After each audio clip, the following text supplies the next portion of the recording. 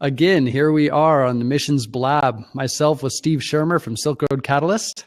Excited to be here today. And we're talking about a great topic today, Indigenous or foreign missionaries. Who is more effective? And it's not a Indigenous versus foreign missionaries topic per se. We by no means want to say it is one way or the other. There should only be foreign missionaries, or there only should be local missionaries reaching out to people. But we're going to explore kind of some ideas of the changing role perhaps of missionaries today, and what God is doing to use people cross-culturally from every different corner of the planet. Right, Steve? We are. Awesome. Okay, well, I'll go ahead and introduce myself. For those of you who don't know, my name is David Joannis. I'm the founder and president of Within Reach Global. It's a nonprofit mission organization that is reaching unreached people groups, specifically in the 1040 window, even more specifically in China. And there's the link right there, withinreachglobal.org. Check it out. We have been working in China for the last 20 years and seeing God do amazing things among peoples who have had little to no access at all of the gospel. So we're really excited about what all that God is doing. And by the way, I also blog at davidjoannis.com. Though it is myname.com, it's not all about me by any means. It's all about missions, unreached, and all that God is doing in the 1040 window. So anyway, we're excited. Looks like a bunch of people are joining. Walt's chatting with Steve on the sidebar there. And by the way, I just wanted to point out before Steve introduces himself, if you're watching from your browser and you haven't signed into Blab with your Twitter account, you'll be unable to engage with us. You could view it just fine, but you'll be unable to engage. That is, you could chat with us. You could give some props to Steve. Click on his screen there. Basically means you like his epic beard, or you agree with what he's saying. And you'll also be able to call in with your thoughts. So I would encourage you to do that. Also, you got the tweet and post links over on the left there. You can feel free to share this at any time. It creates a cool little GIF, moving GIF, and especially when you call in, that'd be really cool to see you. But we're excited. Steve, why don't you introduce yourself, buddy? So I am the president of Silk Road Catalyst, and basically we focus on disciple making and church planting in the Silk Road, or some people call it the 1040 window, currently focusing on China and India. And that's enough on me. Let's get going. Oh, come on. There's so much more to be said about you. Yeah, we'll let you do it. Now let's get on to the topic, because this is going to be a fun topic. Yeah, this will be great. James just joined. Awesome. So, we definitely, while we're conversing, free to call in. Like Steve always says, that's what makes the Missions Blab effective, is the engagement. And we've really grown to love Blab as a medium for advocating for unreached people groups and talking about it. But we're talking about Indigenous or foreign missionaries. Who is more effective? We've both been living in China for a number of years. It's amazing. You'll definitely have different scopes and spheres that we as foreign missionaries are able to see impact in, rather than how local or indigenous missionaries are going to have impact. And on missionaries or indigenous do things that we never dream of doing. Just a little background on me. I mean, I've been in China for near the last 20 years, 17 years. And we've raised up a team now. We have 25 missionaries Within Reach Global. Half of those are foreign missionaries from Ireland, America, Philippines. That's it. And the rest are all local Chinese. Many of them are ethnic people groups, tribal peoples from Southwest China, representing many different, actually unreached people groups themselves. It's been amazing to me as I get this stream of information on WeChat. That's the Chinese version of it's kind of like a cross between Facebook and Twitter. And every day, here, I'll give you a little view of what it looks like. Every day we get this stream from our local missionaries. Look at this. They're passing out all these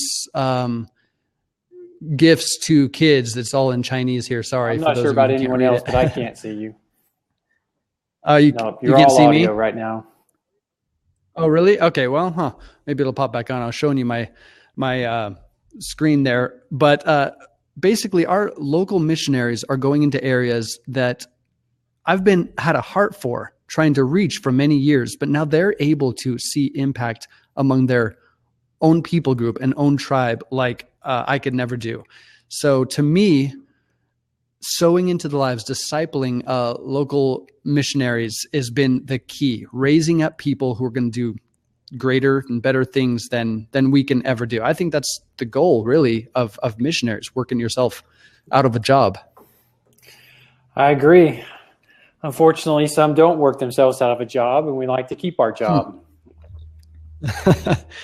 Why is it we have this tendency to coddle the missionary or ministry baby so long until it atrophies? It can't even walk on its own. And there we are, the foreign pastor, missionary, whatever, for as long could be. And we have not raised up locals to take our place and do greater things than we could. Man, I'm sure we could come up with 100 different reasons for that. I would like, talking about China, if Mike wants to come on real quick, and I know from his rural background, and if he has anything to share in that. I know for me, it's always the goal. Actually, we worked with we did a lot of partnering with churches that already existed when we lived there. And one of the churches that we worked with, when they were started, this is probably what we should be doing. The plan was in and out in 3 years for the foreign missionary. And they came in, started the church. They did what they were there to do. They still were involved from afar, you could say, after they left. Sure. Oversight, maybe some training, stuff like that. But not leading and not owning or anything like that. And sure. But the local believers were really empowered within a couple of years to really take the leadership helm and to move it forward. And it's going pretty well. I mean, there's always hiccups along the way. But and I think that's maybe one thing we're afraid of. It's like our kids. We want to push them out to experience life and to make their mistakes. But what's the big term now is what, helicopter parent? It's almost like we're helicopter missionaries sometimes. Okay, helicopter parent is someone who just basically they control everything their kids do. They want to protect them at all costs from the consequences of their actions. And so I think sometimes coming from a Western culture, which that is becoming such a part of this culture, that in the U.S. at least, it's almost second nature to want to do it when we get abroad. And yes, unfortunately, I don't. Doing. And the challenge is to not import our cultural baggage as a cross-cultural missionary, rather to empower what God is already doing in the local setting. And I agree with that. Just 8 months ago, I was interrogated on the China-Vietnam border. I've told you this story. And for 6 hours, I'm there with all 13 of our local missionaries. Their children are there, age 3 and age 10 months. And for me, I have this protective, almost fatherly heart come over me. I'm really fighting for their safety. And it was a real precarious situation. But look at China's Cultural Revolution. We're both kind of speaking from a China context. 1949, Communist Party takes over, Communist Revolution. All missionaries are kicked out of the country, right? The end of the Christian church in China, supposedly, as we thought. Years go by, the darkest years perhaps of China's recent history. And in the early 80s, maybe late 70s, early 80s, China opens up. Missionaries, ministries flooding into the country thinking, oh no, the church is gone. We're going to start from ground zero. And what happens? We see a thriving church. Was that thanks to the wonderful foreign missionaries? We definitely have a part to play. And I don't think when we talk about foreign missionaries or indigenous or local missionaries, we're not talking about necessarily nationalities or where your passport is actually held. Everyone who is in the body of Christ has a part to play in the Great Commission. Missions, Mike will agree with that.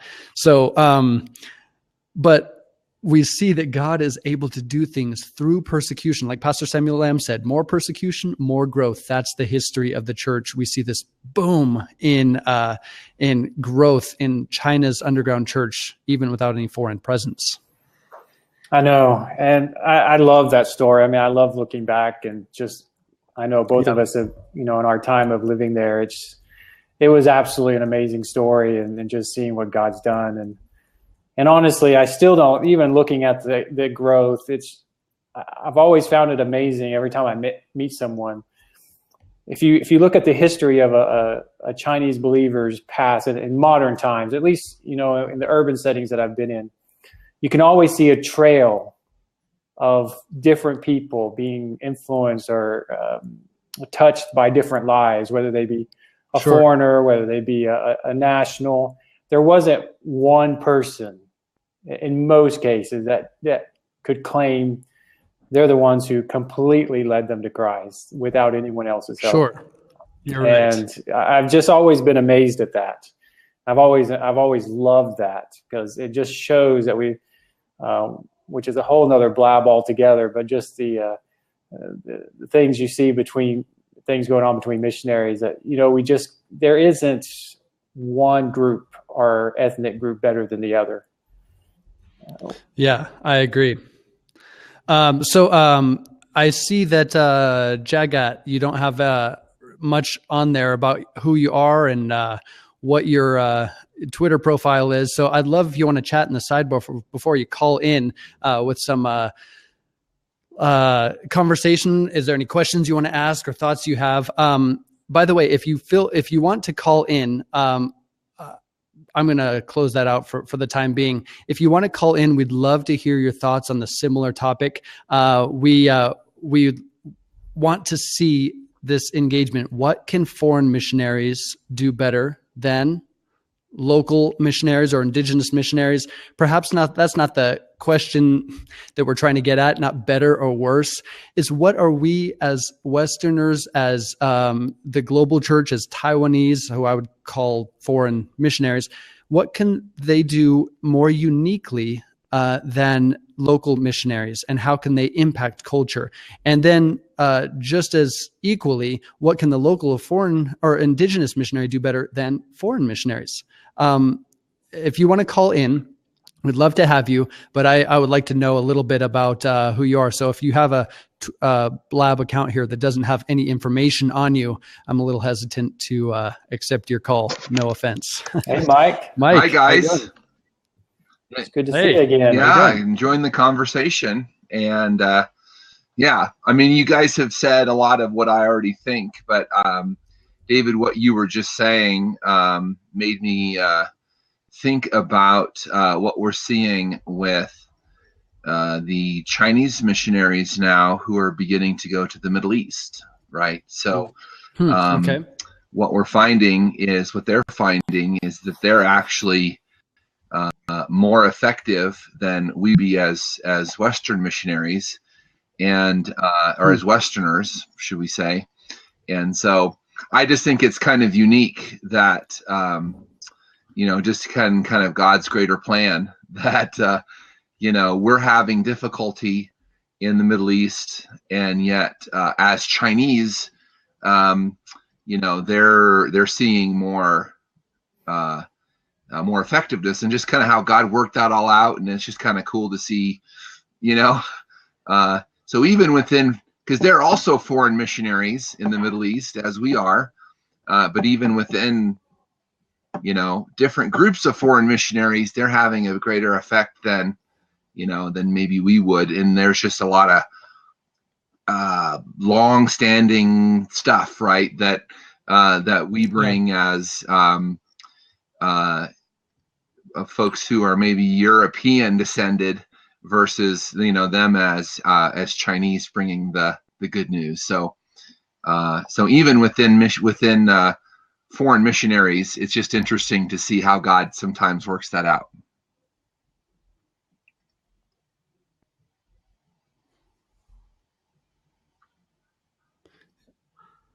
It might be my internet, but I'm cutting out here. You guys there still? Yeah, we see you. And Okay. Go ahead, David. I'm sorry to cut you off. I was going to say, Mike, that is the real goal and the key, right? Not to bring cultural baggage to the country. Mm-hmm. But you look at the Back to Jerusalem movement. I mean, this was inspired by God. The Holy Spirit dropped it in the hearts of local Chinese. This is early 30s, if my timeline is correct.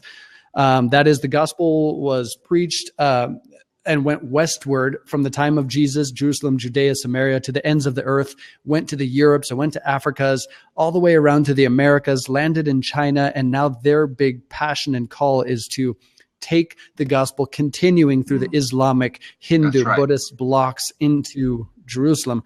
But, that's been 80 years, 90 years now. Do you really agree that the Chinese are able to do this effectively?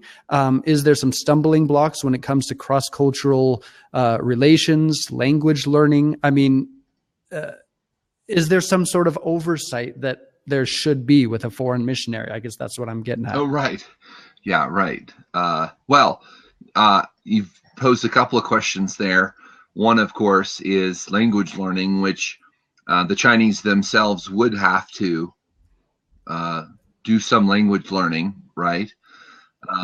Obviously. At least amongst the networks of people that we're working in China, one of the things that we want to do is provide theological training. And actually what they're asking us for is, how do you run they know in the West that we have these missions departments and, sending agencies, and they're asking, how do you do that? So there are some things that they're still learning about. Yeah. Okay, so we've got a guy in Afghanistan. How do we support that guy, and how do we get him the oversight that he needs? And so, just as years and years ago we had to learn that as an American church, now they're having to learn that too. So, so certainly we're all in the same game. Yeah, so certainly, you have to learn those things. It just doesn't come. There are best practices, and maybe as to the Chinese context, we're for the foreign missionaries. Maybe that is at least part of answering your questions. What we can do better, we can at least we can share our experiences in what has gone well and what hasn't, and maybe they won't make the same mistakes sometimes that we did, and hopefully they're they'd be willing to learn from our mistakes if we're willing to teach it to them. Exactly. The key here being empowering, right? Mm-hmm. We want to empower people to see the Great Commission fulfilled. Yeah, that's right. A couple of months ago, I was in India working with some nationals, and one of the pastors told me that, there's a lot of, for some reason, I don't know if it centers more around India or not. It's just been, I guess, the people I've connected with, that there's definitely some people who believe that supporting Indian national Christians is far more effective, whether their view is monetarily or not. But these pastors were telling me that they still want foreign workers to come in, whether it's for a week or a year or long term. And they just kept going over and over of how, here's what foreign missionaries can do in India effectively. And here's what the nationals can do effectively. They had already thought through it. And they had already devised a plan that of how to reach the unreached inside India or South Asia, how to include their foreign brothers and sisters. But the cool thing about this, it's led by them. It's not us walking in and telling them what to do. They are taking the lead, and they're showing us step by step where we should go because they know the terrain better than we do. Yeah. Yeah, I just received some information from our local missionaries there in China, and they are they're right now at this very moment. They are in these underground areas, unreached areas. No concept of who Jesus is, the least of the reached people groups on the planet, and they are doing these secret trainings, teaching local communities about the gospel through holistic efforts. That is, giving away gifts that Voice of the Martyrs actually donated to Within Reach Global, giving out backpacks and educational stuff for the kids. And if I go in as a Caucasian, okay, to these areas, I'm not going to have the same impact, number one. Number two, I'm going to draw a crowd, not necessarily positive. Police involvement may become an issue because I stick out. But my whole goal, my heart, and I've been mentored in China by a guy named Chuck Lenhart for many, many years. He always told me the same thing: be a small part of the big thing that God is doing in China. And that's the reality, isn't it? God is the one doing this, and we're just joining as a small little infinitesimal aspect. And yet we're an integral part of the narrative that God is writing throughout the nation. So again, it has less to do with where the country of origin or where your passport is from, as it does, like Walt said, humility, empowering people, raising up people, like Jesus said, these things I've done, and you will do greater than those things. I agree. I'm really curious. She hasn't jumped on yet, but Joanne Pittman. Yeah, if she's willing to jump on. Yeah, I know. We're totally putting her on the spot here. China Source has been a place that I have found a great source of excellent information. In fact, I was just reading this one. Let me post this link here. It's called The Changing Role of Foreign Workers in China. It's actually written by Paul Lee, who works at China Source, but this was a really excellent article, and that is what's happening, right? I remember years ago. Okay, I went to Southwest China in the early days. Well, for me, early days, and we rarely ever find people who had heard about who Jesus is. Okay, so we're sharing, constantly evangelizing, discipling, church planting, and then one day, must have been 2003, 2004, something like that. Yeah, that is a great article. A couple, man and woman, maybe late 40s, mid 40s, came up to me. I was sitting in a park, Green Lake Park, Southwest China, and they walked up to me speaking Chinese. They said, "我们要跟你分享耶稣. We want to share with you about Jesus." And I'm this foreign missionary in my host country. I was surprised. I was kind of dumbfounded. I didn't even say a thing. They began to explain the whole gospel, who Jesus is. I was so amazed. At that point, I saw the shift take place. Obviously, it had been taking place in the spirit before that, but suddenly the Chinese are reaching out not only to their own people, but to foreign people in the city. It was really cool. And so I see that God has always been doing something. And so it's just great to see this shift. And so my role has changed. It's not necessarily me driving out 17 hours to the top of a mountain among some indigenous people group per se, but it is empowering our local missionaries to do that. Thank God I don't have to get Mao's revenge every other weekend.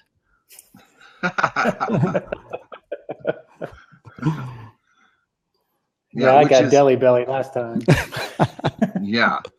Of course, that's particularly hits home and is a little funny because if you've had that a lot, you know what that's about. But David, I had a similar thing that happened to me about 5 years ago. With our projects that we do, we like to have a couple of days in Beijing, and so we go one day to the Great Wall, and then we kind of tour around Beijing and take people around. And we were on the Great Wall one day, and on certain sections of the Great Wall near Beijing, they have these people that are selling different things on the Great Wall.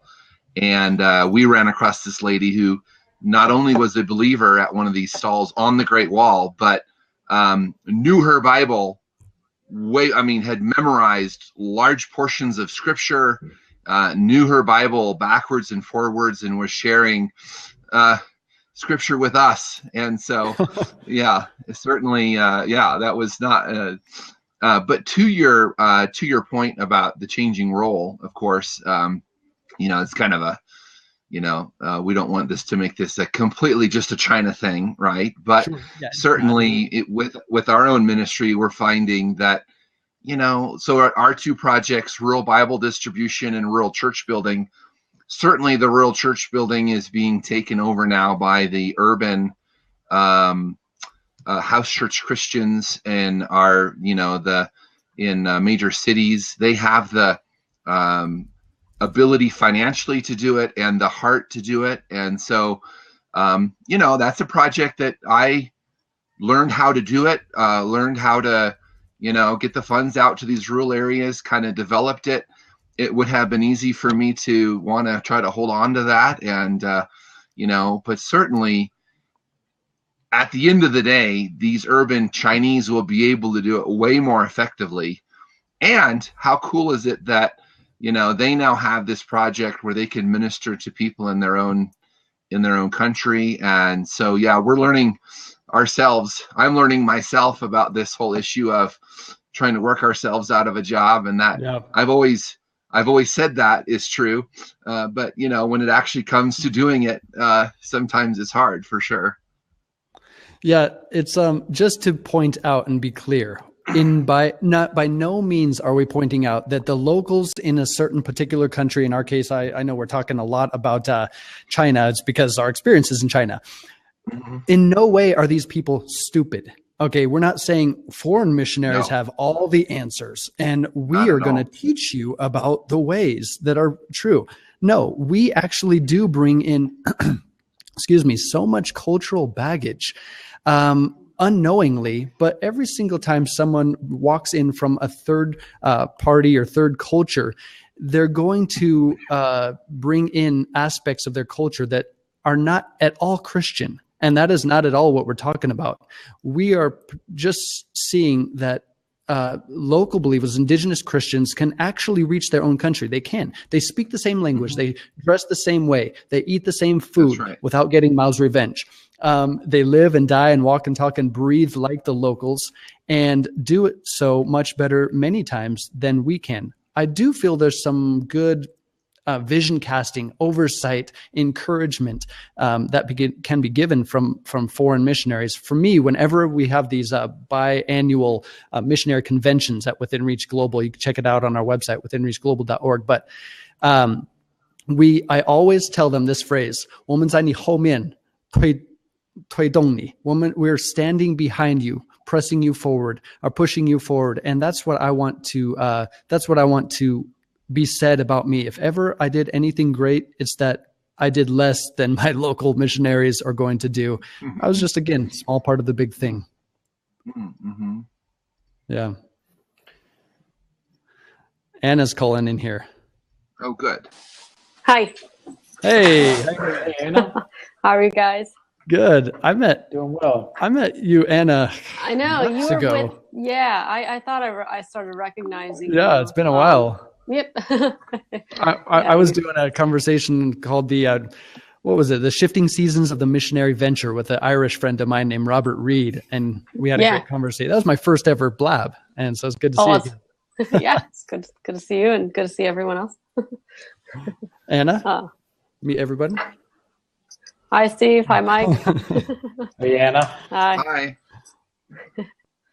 So I guess so. For your topic, you were.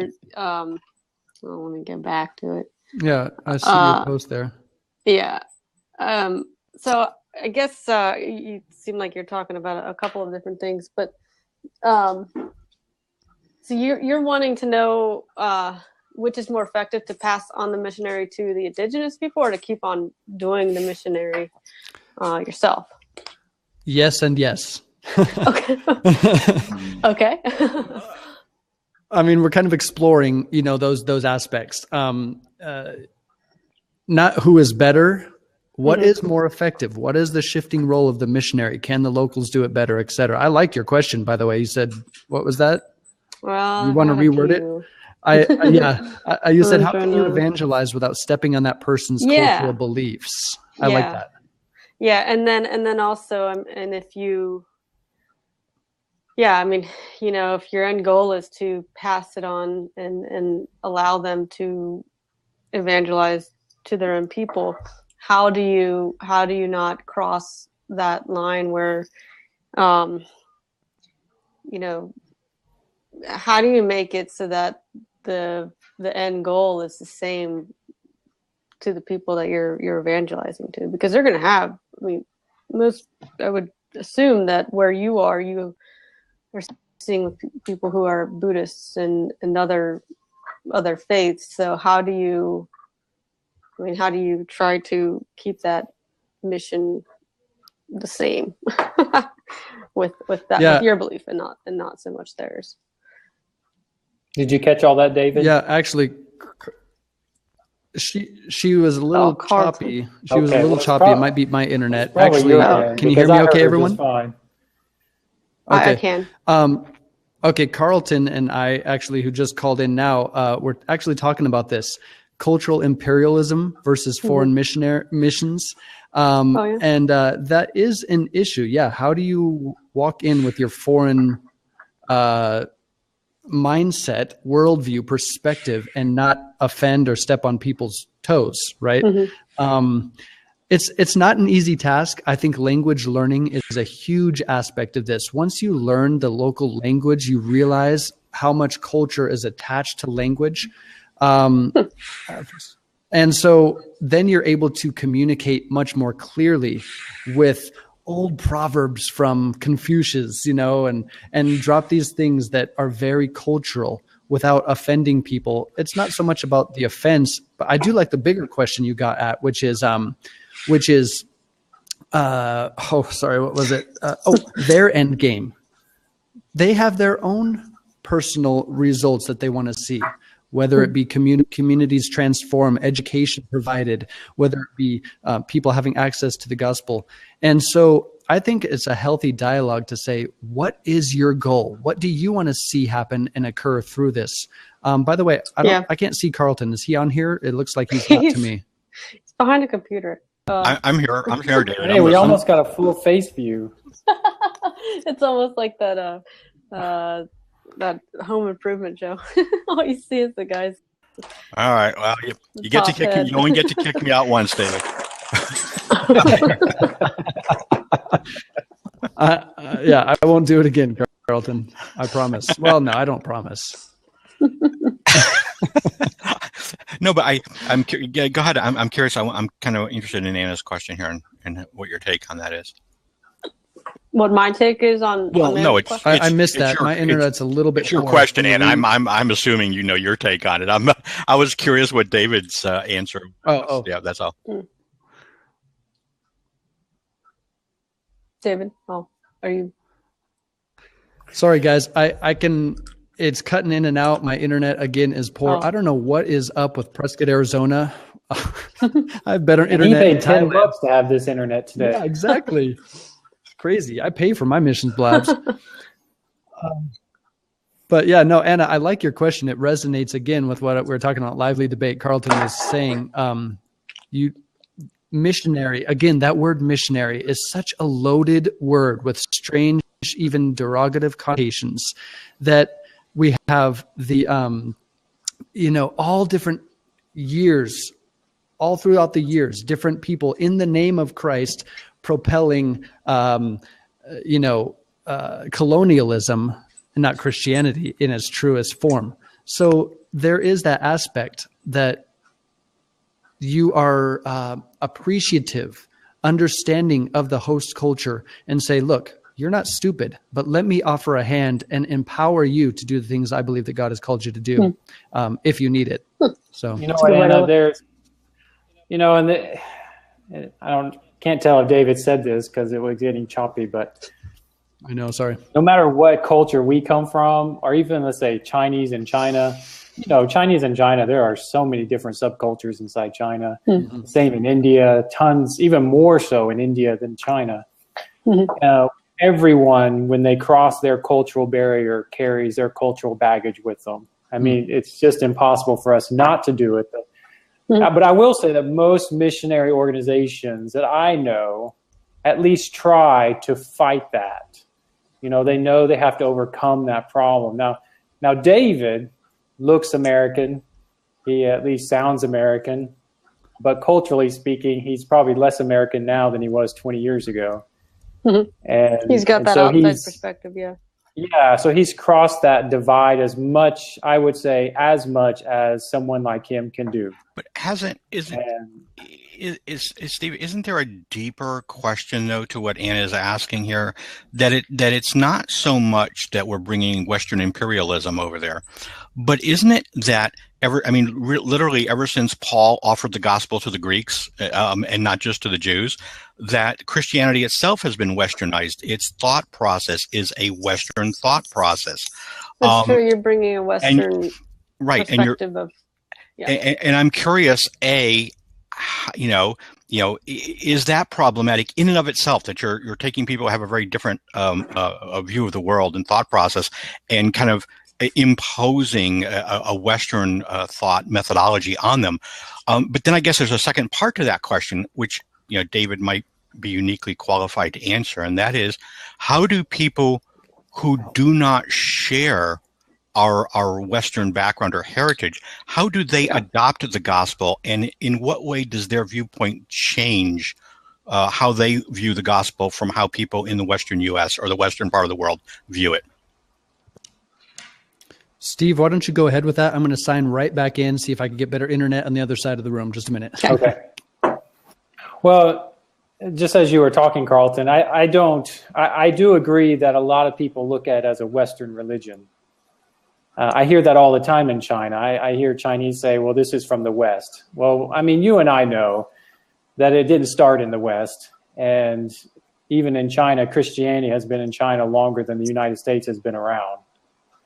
And I know I'm not even including England in that picture, but just dealing with the U.S. I've struggled with even dealing with some pastors in China of looking too much at the West and how we do things. I have tried to do what I can to sort of, in a way, push it out of them as best as I can. But I've also run into a number of people where they're looking at Christianity through their cultural lenses, and it has nothing to do with the West. I have met people like that in those cultures. And so, it has dominated in the West, at least in modern times. I agree with that. And so we do have to deal with that. But I don't think that's the case everywhere. There's a great video created by YWAM from a group called Create International based in Thailand. Mm-hmm. And they've done an incredible job showing you what certain nationals have done in certain countries in Asia, how they have developed their own church. I'll use the word church loosely here, but how they've developed it to look and sound and smell and taste cultural and not Western at all. And so I don't think there's always, depending on what your religious belief is, there's always going to be a debate on whether we're pushing something on them. But obviously I don't feel that I'm pushing anything on them. Well, you're kind of a pushy guy, though, wouldn't you say, Steve? Okay, there's another $5 down the tube. Okay. See, I'm helping David here. Yes. I don't know this, Carl, but we have a plan to break you. It won't take much. But as a sort of an example, right? And Dave, you're gonna have to correct me if I'm wrong.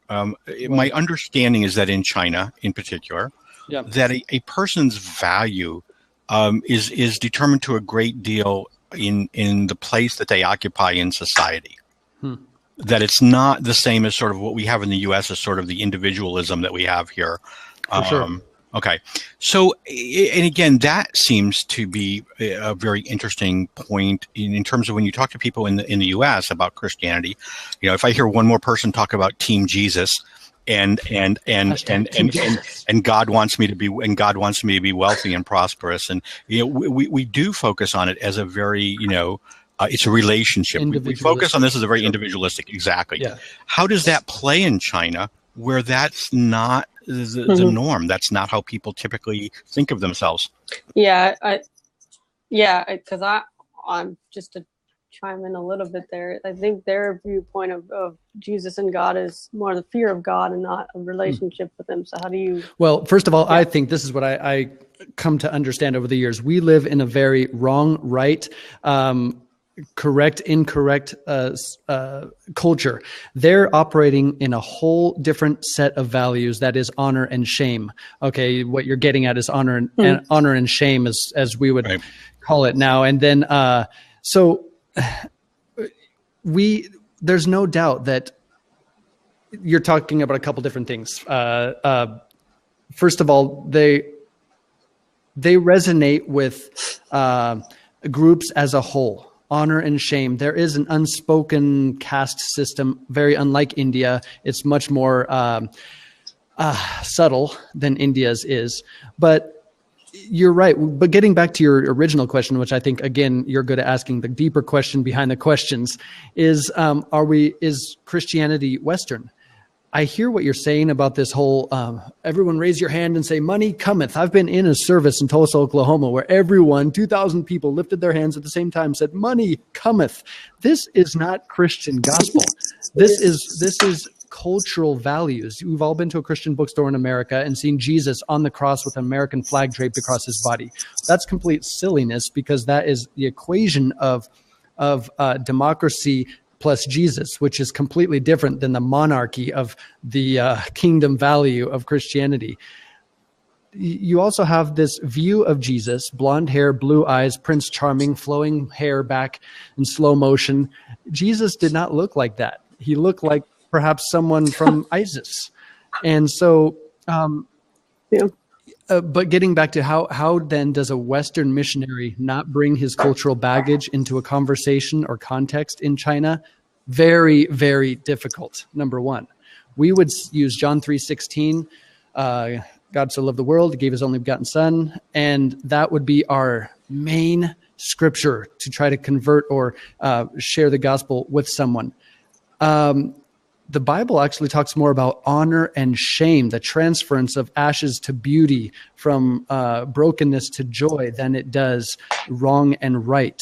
And so in an honor-shame culture, again, I think it goes back to the language. All throughout Chinese language, you'll see representations of what we would call the Christianity, although it might have been termed something different in the past. You'll go into the Temple of Heaven, or the Forbidden City, the Great Wall. There are etchings and Chinese characters that say this is designated or given to the God of heaven and earth, which is called Shangdi.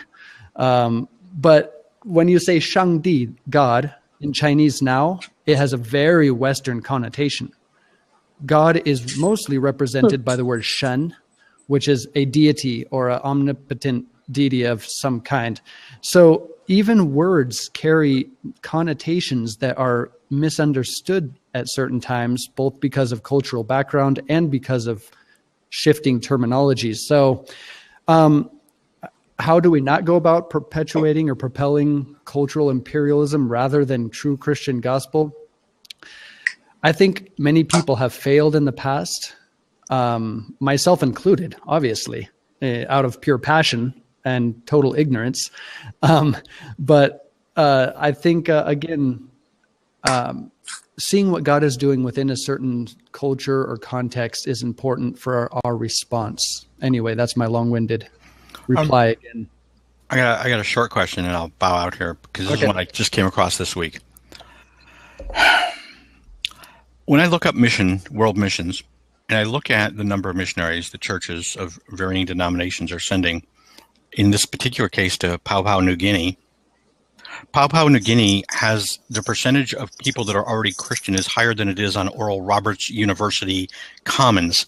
It's 95%.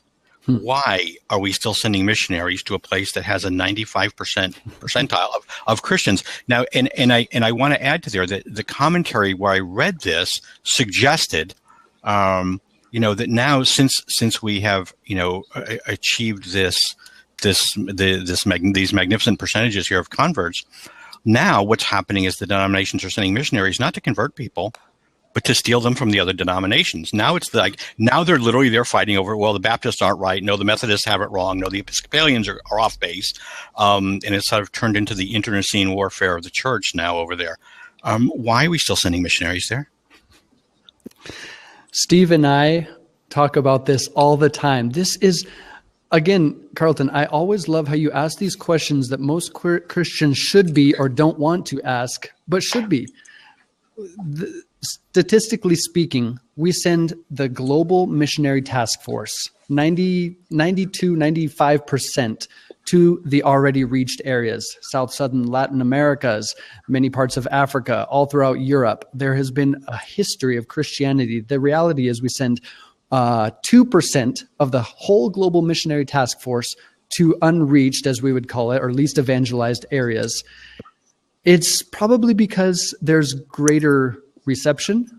It's probably because there is lack of cultural or cross-cultural understanding, communication. It is not easy to go into a village and say, "你们这儿有没有听说过耶稣基督? Have you ever heard of Jesus here?" And they say, or "Have you ever heard of God?" And they say, "Oh, 那是我们的神." And they point at a big rock or a tree and say, "That's our God," because they're very animistic or something. Those areas are the hard to reach areas for the Christian church, but we're focusing huge amounts of energy and resource on already reached areas. I only share your concern in this, Carlton, than I do and have an answer for you. Well, is it? I mean, well, based on just kind of on what you just said, that was a great explanation. But I mean, to me, then, and I could be wrong, but to me, then, it seems like the church as a whole is literally sending people into these areas where they're not needed for no other purpose than being able to have marketing success stories. So here's a place where we can send people where it's going to be relatively easy to convert because Christianity is already established there. So let's send the missionaries there. So now at the end of the year, we can have a quarterly report that says, we converted, 40% of the people that we came in contact with. Well, if that's why you're doing it, then I'm sorry, get out of the business. If you believe, I'm sorry, I'm putting my Christian hat on at the moment, but I'm like, if yeah. See, I'm preaching. I do have one. Preach it, brother. I keep it in a box. But if the motivation is supposed to be to bring the good news to people who haven't heard it, emphasis on haven't heard it, then for Pete's sake, go to the places where they haven't heard it. Don't go to the places where they've got Bibles in 10 languages in a Christian bookstore. You don't need you there. I don't get this. I mean, just even as an atheist, I look at that and I go, this is absurd. Who runs this organization? And that's maybe my next question is who does run this organization and why aren't, and I'm not trying to imply anything here, but why aren't the people who are working in the field that are the missionaries pushing back on this and saying, what the hell you're doing? I'm out here in the middle of China or the middle of somewhere. I need some money to build a shack and I can't get it, because we have a bunch of missionaries in Puerto Vallarta. Because they have a beach. Exactly. Hey, you're hearing this, people. Take note, Christians. No, and those God. missional. I'm serious because you, Carlton, as someone again, self-proposed atheist, are propelling us to reassess the question: is it just no guts, no glory, no newsletter story, and that we need a great report at the end of the year? Come on, man. There's people who are in need, whether it be physical, whether it be spiritual, who have not had access to the gospel. And regardless of what your beliefs are on that, the founder and president of Christianity is a guy by the name of J. Christ. Maybe you've heard of him, but sometimes we have a tendency to usurp his authority with our own concepts, perpetuating the reality of lostness in 1040 window. So I should mention, we should mention, CEO in absentia, but nonetheless. I won't go there. I'm sorry. I couldn't resist that though. There is probably a certain danger to going to very remote. And I think we were talking about, David and I were, the other guy was talking about this, that if it's truly remote and they've never heard of the Word of God, they probably don't. They're not going to welcome you there. They're not going to be. I've been in villages like that, yeah. And I mean, just take, a Muslim community, for example.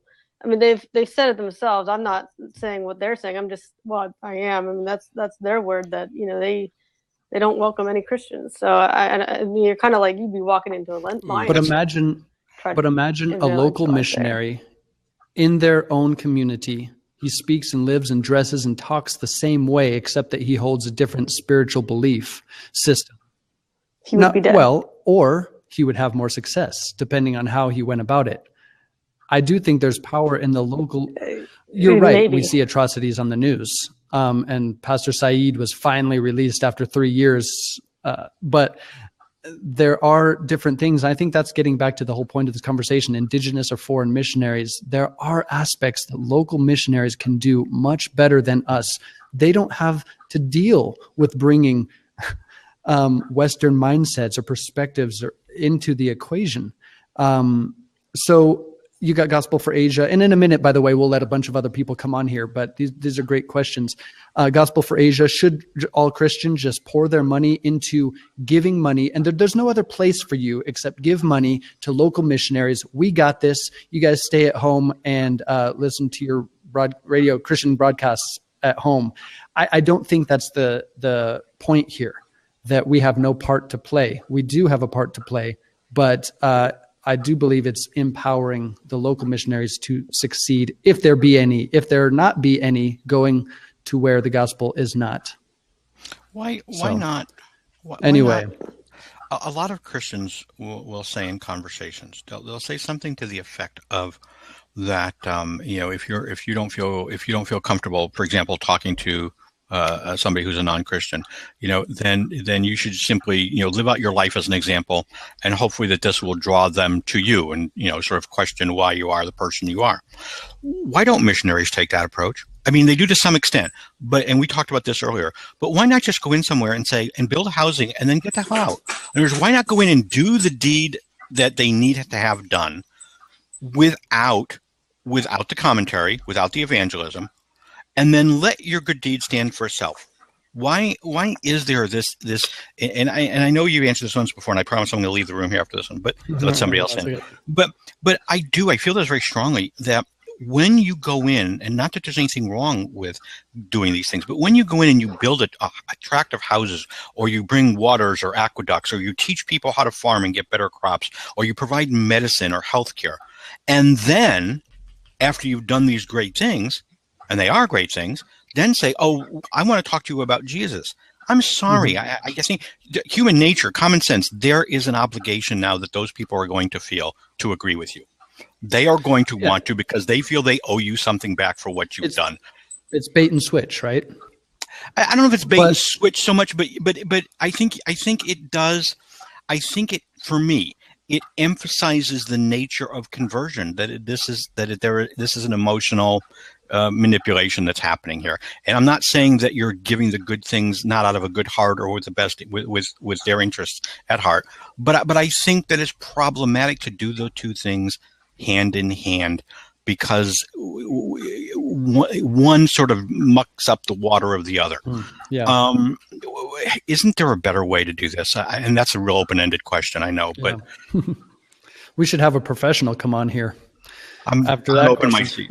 Oh yeah, I could use some psychotherapy. Okay, well, I'm gonna bow out on the right here for a little bit, and I'll let somebody else pop in. I'm sure there's more people want to call in. Thanks for the questions. You bet.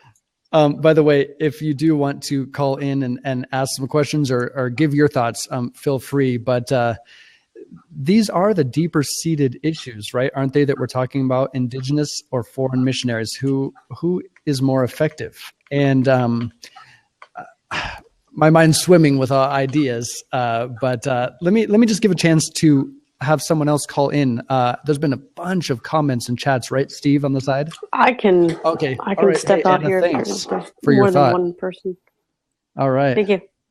You there, Steve? Well, yeah, I was trying to pull up Walt's question, but for some reason it's not letting me do it. Yeah, you had a bunch of good questions, Walt. I didn't catch all of them because I was blabbing on and on. No pun intended. So this is kind of a subtopic of the topic. Yeah, looks like it's trying to get gospel on. phrase. So recruits, supports national missionaries. Is this effective? Basically raising money for workers from, let's see, it says show more. Western church, raising money from Western churches. Hey, Walt. Hello. Good to finally meet you. This will be it, right? Yep, I've seen the book. Yeah, Gospel for Asia. I haven't read it, but I've seen it. I think I have it. I'm terrible at reading books. Revolution in World Missions by K.P. Yohannan. Yep. Yeah.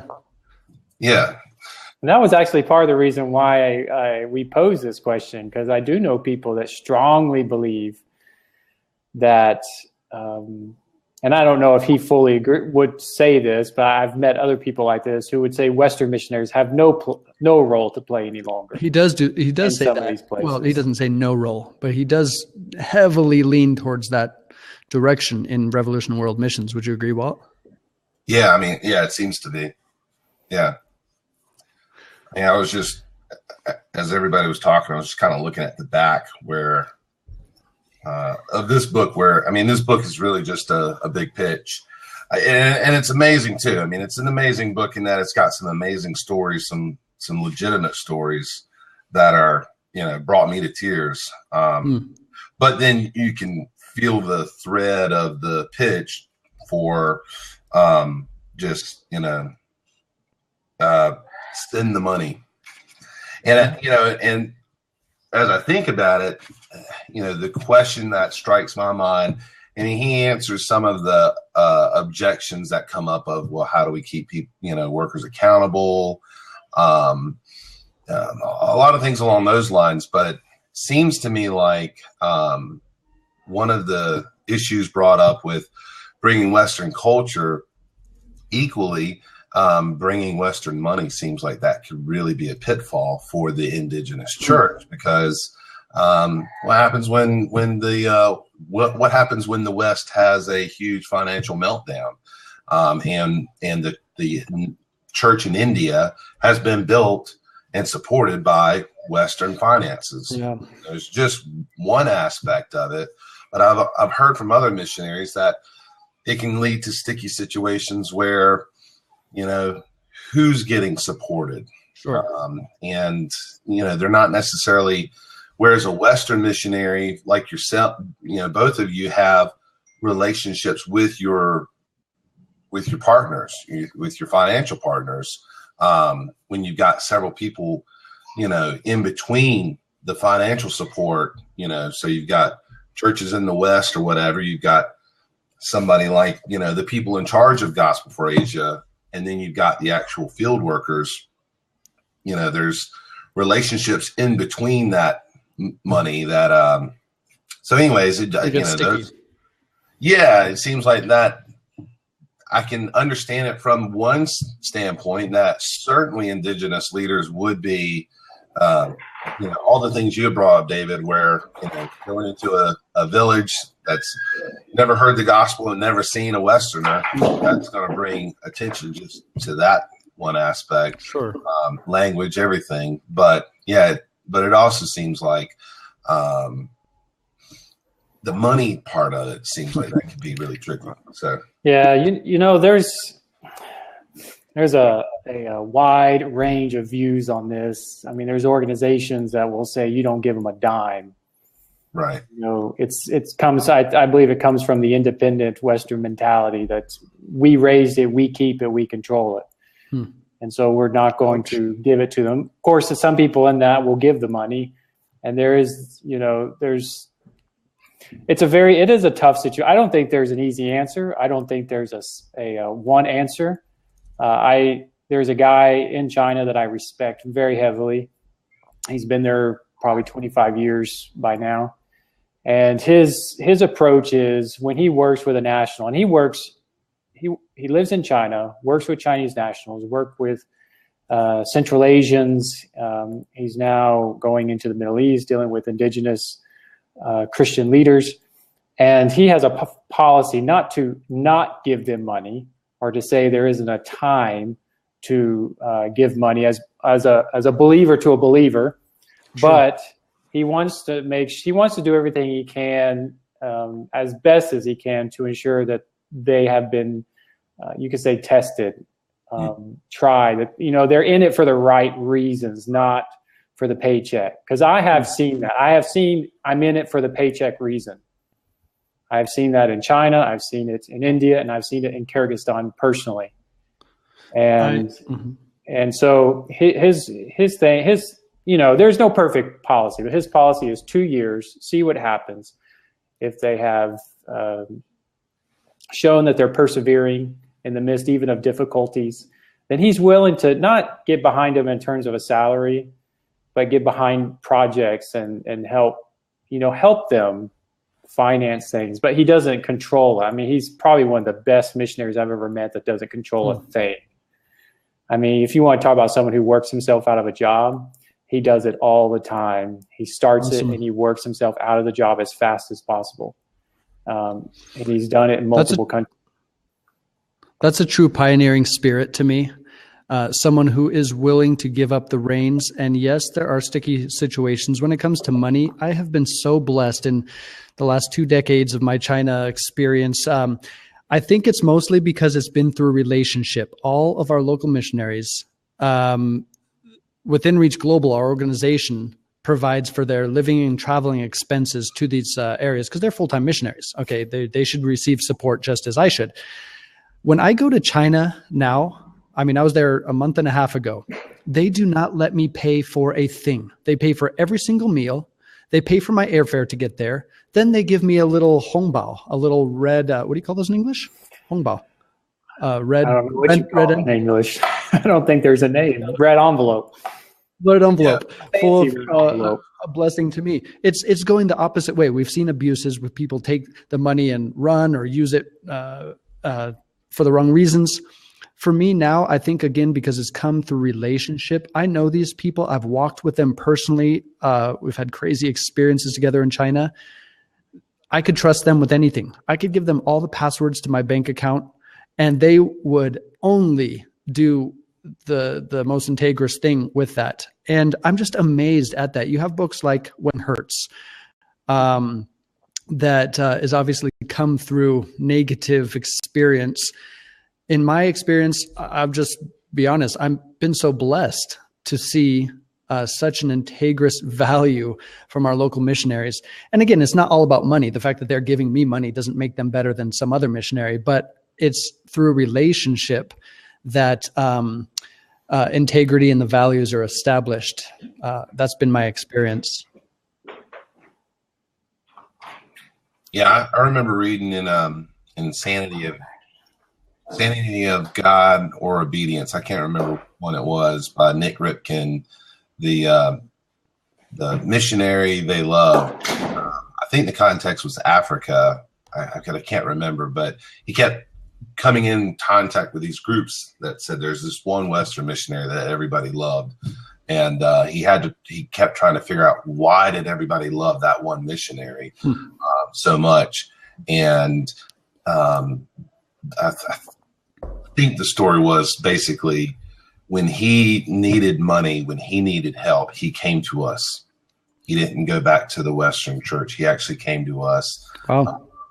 And so it was just, I don't know. It seems like that humility needs to be there in every aspect so that we can build a relationship with one another, and cross that cultural divide, recognize that it's there, but, how do we build those loving relationships? Because that's what it seems like to me. It really isn't so much about the money, but it seems like maybe decisions being made in boardrooms without relationships on the ground. And it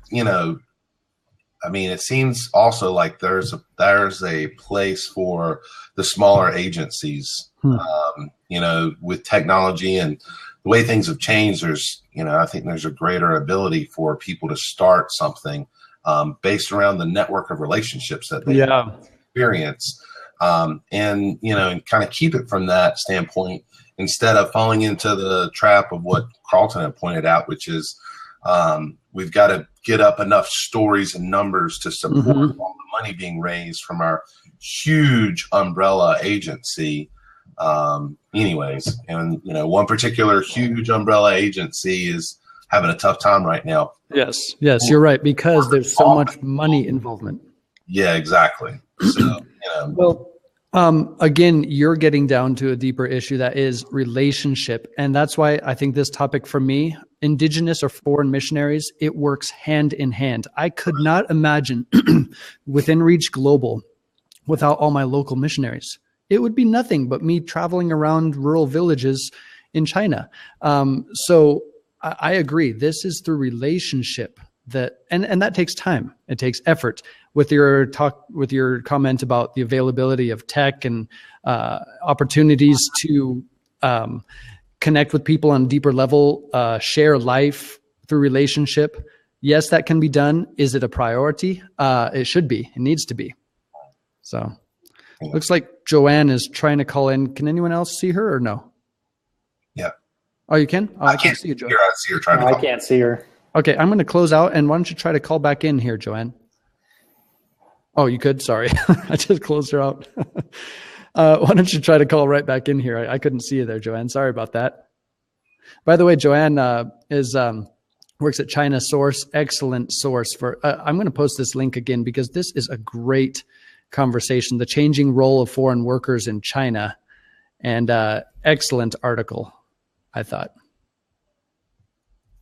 Hey, David, do you remember the book I sent you a few weeks ago, or the title?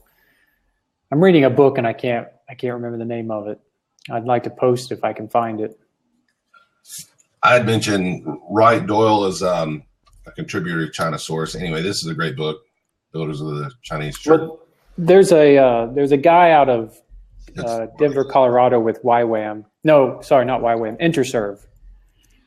And he wrote a book that talks about what you've been talking about, Walt. And it talks a lot about, it talks about money, talks about the tile of our blab, especially in Indigenous, and he talks about Western imperialism and missions. He talks about all these issues. It's actually, and if I can find the name of the book, I'll put it up there. It is absolutely a phenomenal book about this subject. And he gives some incredible ideas of how he views mission organizations to go to give, really to empower the people in other countries who can be more effective at missions. He's not saying Westerners should not be involved, but he is saying that we should, you know, as we've said earlier in the program about taking a different role. And David had posted a article from China Source about the changing roles of Westerners in China, but that could be applied to anywhere, nearly any country out there. It'll just be applied differently, but it could be applied anywhere. And that when there is a church, you know, our role should change. Even Carlton touched on it, and because I agree with him, for sending out church planners, we've got to stop sending them to places where there's churches that can do it themselves. But if we send people there, we should send them in a different capacity that's going to help empower them and strengthen them. And, you know, one thing that I want to add to kind of that broader conversation is that, you know, we're not just strategic people thinking for ourselves. We do have a leader. David had mentioned him earlier, and he does speak to his people by the Holy Spirit. You know, that's one of the unique things about the gospel is that through believing in Christ, we receive a gift from heaven that links us with this unseen God that we're talking about. So we have a living relationship with the Lord, and the Holy Spirit does lead and call people out to go different places, and people are responsible to be obedient when the Spirit speaks. And there's times where the Spirit speaks and leads people in ways that maybe doesn't make sense and maybe might not be the most strategic, but it's specific to that person and their sense of calling. But I also, you know, I feel drawn to the unreached people groups. I believe that that is a Yeah. work the Holy Spirit's done in my own heart. It's a sense of injustice. Somebody mentioned something about feeding the homeless here in our own backyard. As anybody gets out to some of these poor parts of the world, especially in the 1040 window, it's, you know, the injustice and the poverty is it's immense. So if you got a sense of it, you know, injustice and doing something about poverty, it might not make the most sense to help the homeless here in America for you, because homeless here in America are just, they're well taken care of compared to the homeless in other parts of the world. So, Comparatively speaking, poverty has many has many layers, like an onion, and each one will make you cry. And I've been in a place of poverty myself, and it was very, very painful experience for myself. But then I also recognize my hand, this is a skin graft. I was burned in a fire. When I was in the hospital in great pain, there was a 2-year-old boy screaming all night long the next door over. And though I was in great pain, this young 2-year-old had been abused and was in that hospital room because somebody had abused him. And I couldn't even think about my pain. All I could think about and all I could pray about was that 2-year-old next door. And so I think that that's kind of, that factors in, right? Everybody's got their problems, but, you know, I do think that there's some of us will have a sense of, I'm called to do something about that. And the Spirit of God has tapped my heart. You know, my interest in the 1040 window didn't start with me. It started with something the Spirit of God began to do in my heart. I just began to have tears flowing out of my eyes and couldn't really explain why. And my brain caught up with the tears in my eyes at some point. You know, the Lord helped make sense of all these things happening in my heart over time. But so anyways, I just want to throw out that it isn't just a strategic, how do we figure this out, but there's also a, how do we obey the Spirit of God? Yeah. It's amazing when the divine touches the human, or the other way around, I should say. The human touches the divine. We are so dense sometimes that we just can't see the forest for the trees, can't see what the Spirit of God is actually doing. Therefore, we struggle on our own efforts, thanks to pure passion, raw energy, to try to accomplish something and change the world for Jesus, when in fact, the Holy Spirit is working in mighty ways. If the missionary gets a flat tire on the way to the unreached village, what happens to that unreached village? I do think God is greater than we think. I'm not by any means proposing universalism by that one statement, but I do think when the human touches the divine, we get connected to God's heart. Yet He is graceful enough to know that we err, and we have our tendencies towards ethnocentrism. My way is the best, and we have a myopic view rather than a macro view of what God is doing. So, Amen. Yeah, I'm excited for Joanne to share her thoughts, but she's having a hard time getting on. Maybe if she's changing browsers, I'm not sure if she could call back in. But I would love to hear her take on this conversation as well. Here she goes. Let's see. Come on. Fingers crossed, everyone. It's just a black screen, basically, for us, Joanne. And for everyone else, feel free to ask some questions. Did we get it? Yep. There you are. Okay. Well, thank you for inviting me to join. It's interesting. I'm not very technologically savvy, so that's part of the problem. No problem. I just have 3 comments that I want to make just in response to things that have been generally talked about. One is the issue of nationalism and Western imperialism. And I think, as obviously my remarks are going to be specifically about China and China missions, I think one thing we have to remember is, as Chinese cross-cultural boundaries, is you're going to have an issue of Chinese nationalism as well, and Chinese imperialism, and that most of the countries that surround China are the countries that Chinese missionaries are going to be going to, and those are also the countries that generally don't trust China. They view China as an imperial power, sort of gobbling up the nation. And so I think a lot of the issues that Westerners have had to deal with in going overseas with Western imperialism, the Chinese are going to have to deal with too. And I think any of us who have lived in China for a while, we know that there's such a thing as ethnocentrism in China. And Chinese yes, you're right. So I think we have to be careful when we talk about imperialism and nationalism, that it's just a Western thing. But I think it's going to be a big issue as the Chinese engage more and more in cross-cultural missions. And it's not just it's not just when they go overseas, but it's also when Han go from Eastern China into Western China, the minority areas, especially where the minorities do view Han in many cases as occupiers. Right. Exactly. The second thing I want to mention is the issue of funding. I think too we need to remember that the church in China, especially in the urban church, is really becoming more and more wealthy, and maybe it's outdated to think in terms of funding Chinese missionaries from the West, but that's going to be an increasing responsibility that the Chinese church itself is going to have to take on. And then the final thing I want to comment is on the role of the foreigner. I was recently back in China and was talking with a friend and asked her this question. I said, so what is the role of the foreigner? We're talking about the church and how strong it is and growing.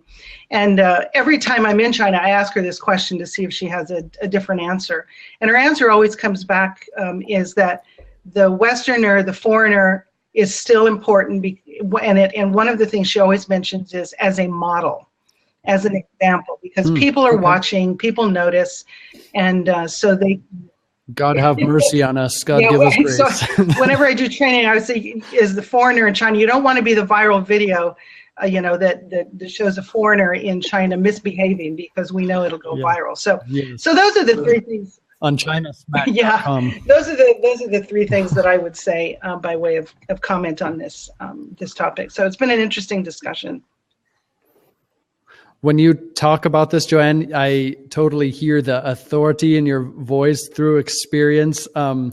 By the way, for those of you who are watching, how can people get to know you or what you're doing? Because China Source is, to me, a place that I always end up. It's not my homepage; it has been in the past. Well, thank you. But I love your articles and Paul Lee's and others at China Source. They're inspirational to me.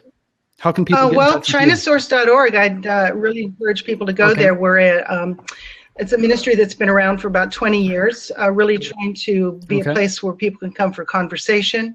We're looking to be a trusted source of information about the church in China, not from a particular, we're not, pro three self, anti three self, pro house church. We're trying to really help the church outside of China have a deeper, broader, more objective, balanced understanding of the church in China today, and most of what we do is through our content that we produce on our website. So please go to chinasource.org. We have lots of interesting conversations. We about a year and a half ago, we did a whole China Source quarterly on the topic of Indigenous missions.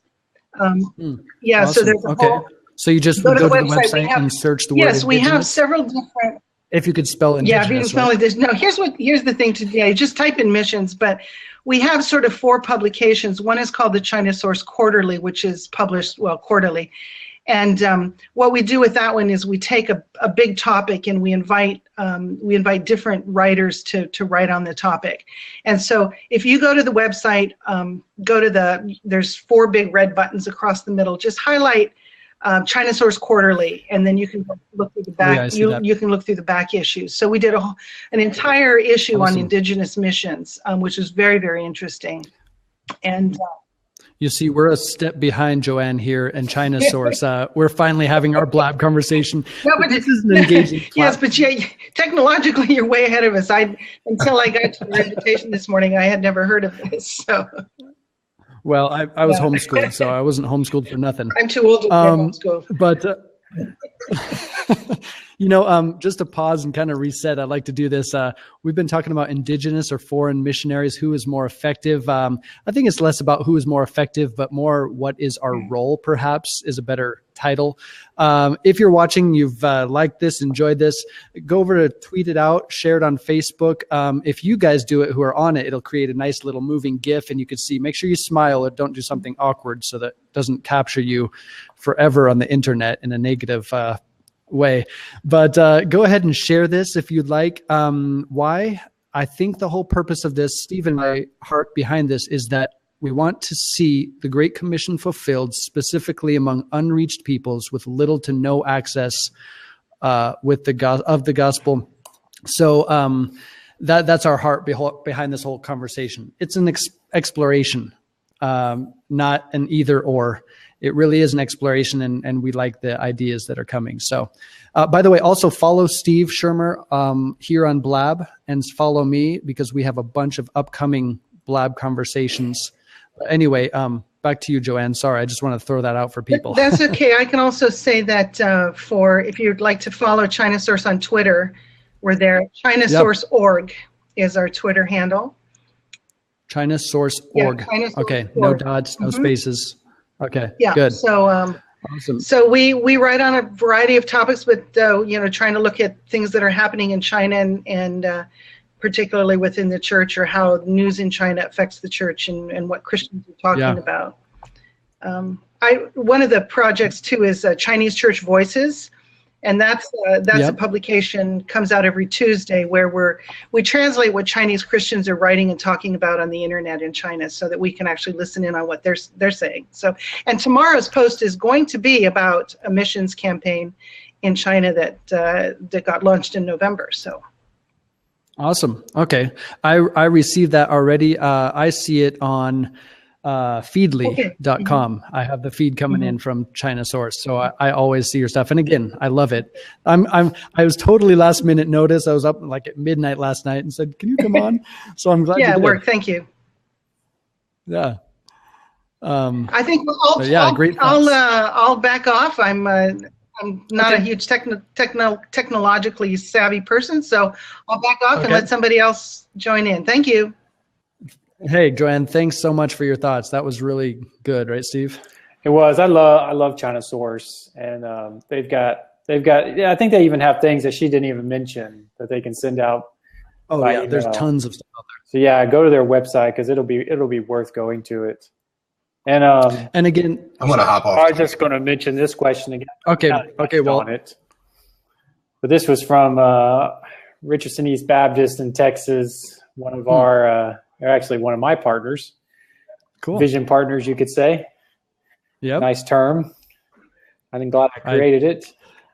Anyways, would Indigenous missions be more cost effective? And I don't know if we really answered that question, but yes and no.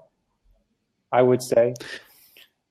I don't think we got into the details of that, but we did obviously talk about money. By the way, tell me the name. I'm only seeing REBC Texas. REBC Texas, Richardson East Baptist Church. Okay, Texas. Richardson East Baptist Church. If you wanted to call in, feel free. We'd love to have you expound on your thoughts before we just take it direction you didn't want it to go. Josh is the mastermind behind that. The man, the myth, the legend. It is. You're going to come on, Josh? Is it more cost effective?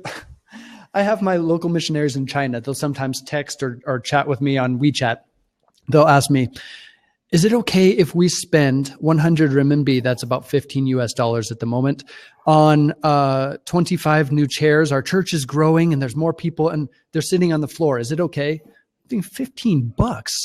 Me and my wife couldn't go to Starbucks for that. And so is it more cost effective? I would tend to say always yes, in most cases. So although I say a resounding, emphatic yes, that does not negate the foreign missionary's presence or participation in the Great Commission in his own context. So that would be my short answer. Josh, you shy, buddy, or what? You going to come on here? If you don't want to, that's fine. But yeah, what are your thoughts, Steve? Yeah, if you're looking at dollar figures, then yes. Yeah. It's always cheaper to hate the word use cheaper. That sounds so cheap, but ineffective. Yeah, cost effective. It's always more cost effective to support a national, but is it more effective long term ministry wise? I don't know. That can be very debatable, because the end goal is, as Jesus said, go and make disciples. So if they're not making disciples, then no, it's not being cost effective, because it's not working toward the aim of the Great Commission that Jesus gave us. Now on the flip side, the cost of some foreign missionaries, not all, but some, is a little bit astronomical. Right. I'm only saying that as a Westerner, I do know the realities of that. So a little bit astronomical. Is that a oxymoron there? Hey, by the way, Josh, I just muted you a little bit just for a second. I'll let you talk in a second, but you got a lot of background noise on there. That's why.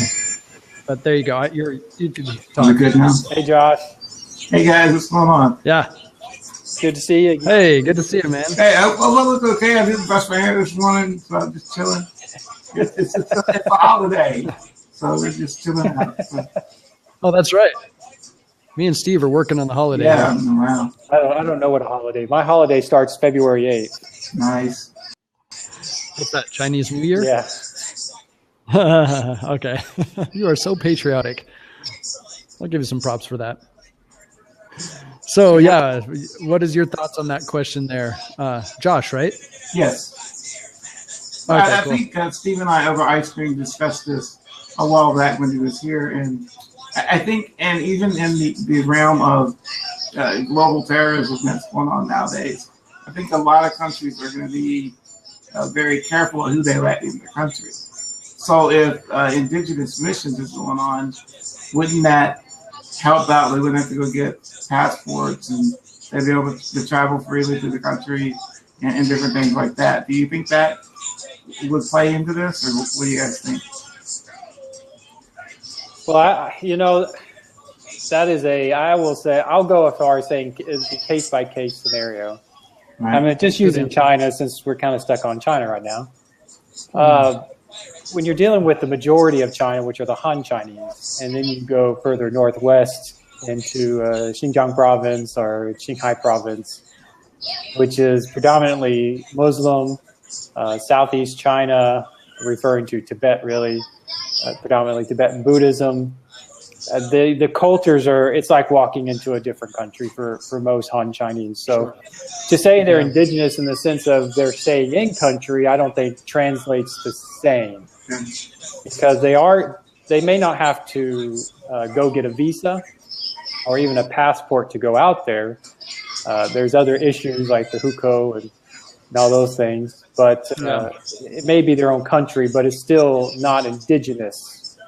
It's very foreign at times, right? It is. You're having to learn a different language. You're having to learn different foods, different culture. People look different. They do not look Chinese the further west you go, apart from the Han Chinese that live out there. And so, it is a case by case. And there's still a lot of places where there is no church. There are so few Christians that it does demand that someone from the outside come in and help for a period of time. Yeah, so I agree. So there's always going to be that need. But as David had said many times, there's still the goal is to work ourselves out of a job. Right. I mean, I think if we're working ourselves out of a job, there's still more jobs to have out there. Oh yeah.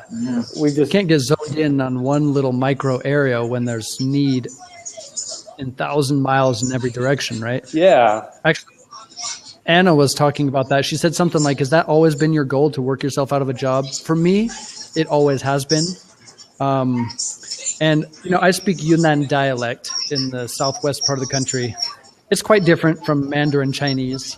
So when a northern Beifangren comes down to Yunnan, there's sometimes I could communicate with the concept and the culture maybe better than a northerner, or we call them Waidiren, would be able to communicate, because there's intonations and meanings behind words.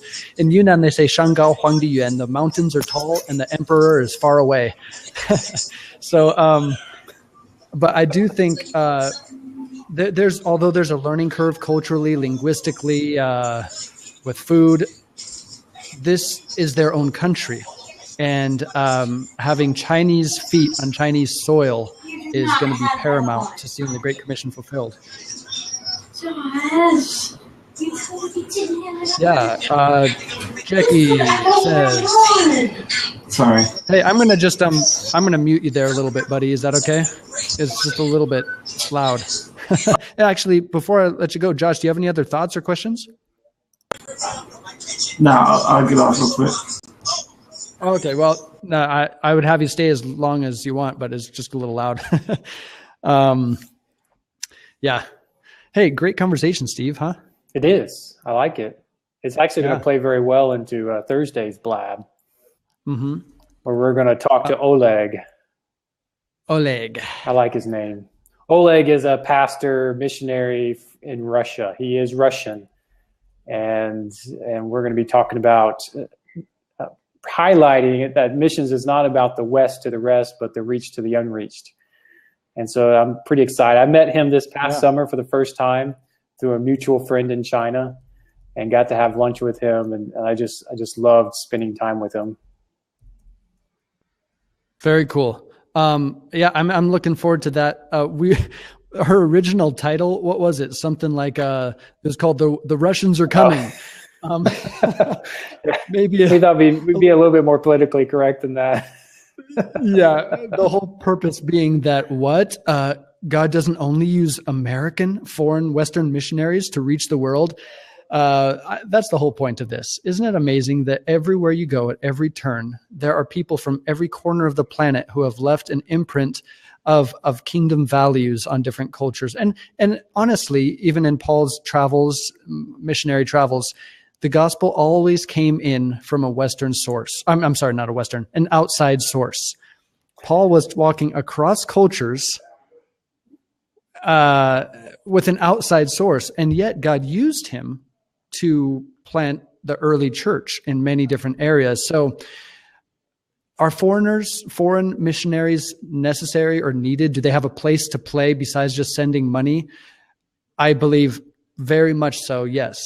Is there power in the indigenous or local missionary who lives and walks and talks and breathes and dies like the locals he's trying to minister to? Absolutely. I think the marriage of the two through relationship is going to be paramount in seeing Jesus lifted up, all men, women, and children being drawn unto him.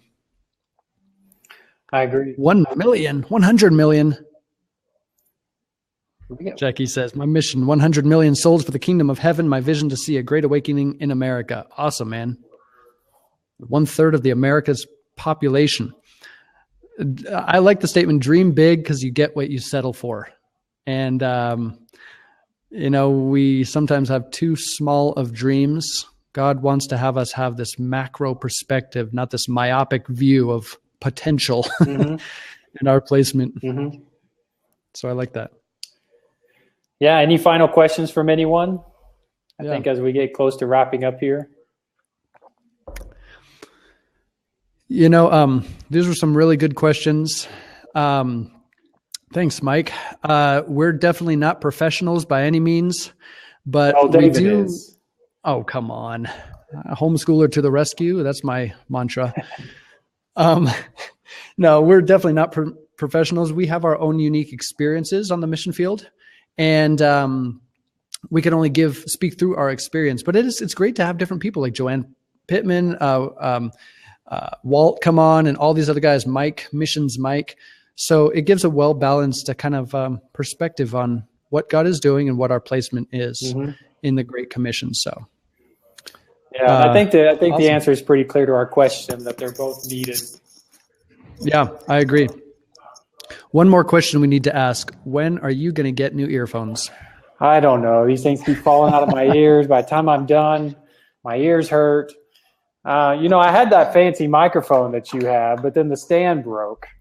I'll just show you my cool new microphone that's not working. Oh, yeah. I got to. Yeah. Hashtag first world problems for you. First world problems. Well, hey, Mike, good question. We actually kind of got to that a while ago, and I think we're kind of closing down. Yeah, there's a vulnerability. We kind of got to that earlier, though. So I would encourage you to just watch the replay on that, because I think, Steve, are we winding down here? We are. Yeah, okay. But yeah, the replay will be available. You could also go to this link here. Let me give Silk Road Catalyst has it so far. This is our missions blab upcoming scheduled posts. Check that out. I need to do the same on withinreachglobal.org. Oh, It's a let me get one more. great. Okay, we want everyone's feedback. Yep. So let me get you a link here. If you could give us feedback, comments on some suggestions for future blabs, you can go to that. You can go to that page right there and tell us. You can give us a fake name if you want. You don't have to tell us who you are. We won't come after you. Yeah, actually, in coming up soon here, not our next blog, I think it's 1 week from today. Walt, who was on here a while ago, suggested this topic. It is communicating missions from a restricted access country, the ins and outs of tech, anonymity, and vulnerability online. It'll be a really cool conversation as well. But again, that's on the link that Steve just posted above there. And yeah, but we expect Walt to join us on that one. If he doesn't, we will unfollow him. Well, Steve, awesome, man. It's always great to talk. I love the engagement of this, and looking forward to seeing you this Thursday, our next upcoming blab. Yeah, definitely. Thank you guys for coming in, and we'll see you soon. Yeah. God bless everyone. Follow us here on Blab. Follow us on Twitter, and stay in touch. We love the engagement. So blessings. Take care.